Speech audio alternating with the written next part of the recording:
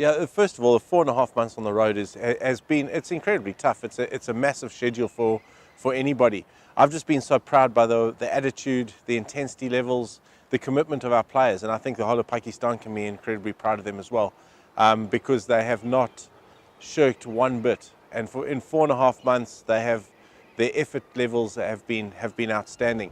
If I have a look, we've still got a way to go with our Test cricket. We ranked 7th in the world, and that's probably a true reflection of where we're at. We found a lot of things out, and I think we'll only get better as we progress. The World Test Championship starts in, I think, September or early October against Sri Lanka for us, so we need to have our house in order by then. So that's still very much work in progress.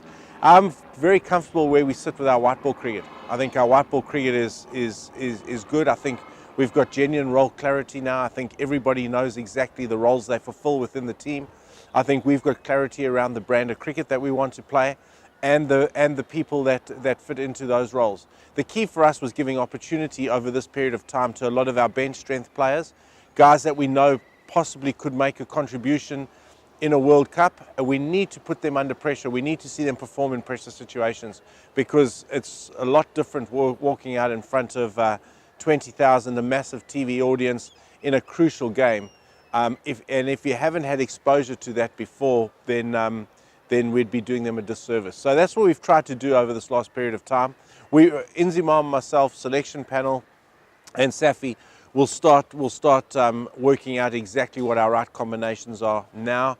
And as I said before, I think going to England, you need two distinct game plans. If it's dry and we get a bit of turn and reverse swing, we've got those bases covered. If it's a wet summer in England, we've got the bases covered in terms of the brand of cricket that we play there as well. So I'm comfortable we're in a good place. That's exactly right. We take results very, very seriously, as we would. We're in a business here that's results driven. So it's, as much as I say that we've developed as a team and we're developing and our young players are getting better and better, that's all very well. That's got to translate to results. We're all totally aware of that. So if you could see the mood in the dressing room, how gutted the players are when we don't perform, when we don't win, it just shows the passion, the emotion, and the dedication that these players have to this Pakistan cricket team, and rightly so. For us as a coaching team, as a management team, we don't accept anything less, and we take results very, very seriously. So we're comfortable though that we're building in the right direction, and I don't think there's any coincidence in the fact that no Asian team has won in South Africa. No Asian team has won a Test series in South Africa. Pakistan won a one-day series there in 2013. India won a Test one-day series there last year. But not many Asian teams perform there. The one thing I can say though is at the back end of 4.5 months, we played with the same intensity in the last game as we did in the first game. And that shows a true commitment and a true passion for the role. And I'm comfortable that results will come off that. For me, as Sarfraz, I'm just so happy that there's clarity around Sarfraz's position now. Sarfraz is a very good captain. No one can doubt his commitment. No one can ever doubt his passion for the job. In terms of Sarfraz's form, batting form over 4.5 months is going to come and go. On his day, Sarfraz can win us games in pressure situations. We know that. He's done that before, and there's no reason why he's not going to do it again for us in the future. We kept chipping away at him technically, and we'll keep working with him in terms of his batting development, because he'll play a massive role for us. I think the key point though around his wicket keeping is Sarfraz first and foremost is picked as a wicket keeper. Now wicket keepers need to take the catches and stumpings and catch balls and make the team look tidy and good. Sarfraz has done that exceptionally well over 4.5 months, and I think, as I mentioned in the press conference, Sarfraz dropped one catch, missed one stumping, and dropped 8 balls behind the stumps. And I've got the fielding numbers to back that up.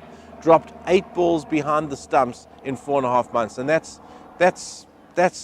numbers that are in the best in the world. So his core job, which is wicket keeping, Sarfraz has done a phenomenal role over the last period. I think we can't wait as a unit for this World Cup. First and foremost, the World Cup is is the pinnacle for every cricketer. Every cricketer dreams of going to a World Cup and representing his nation there. So we've taken it extremely seriously as any other nation would.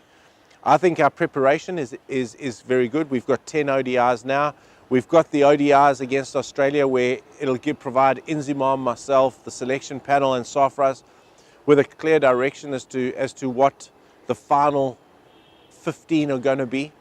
The Australian series is a series we can try out our last bit of combinations.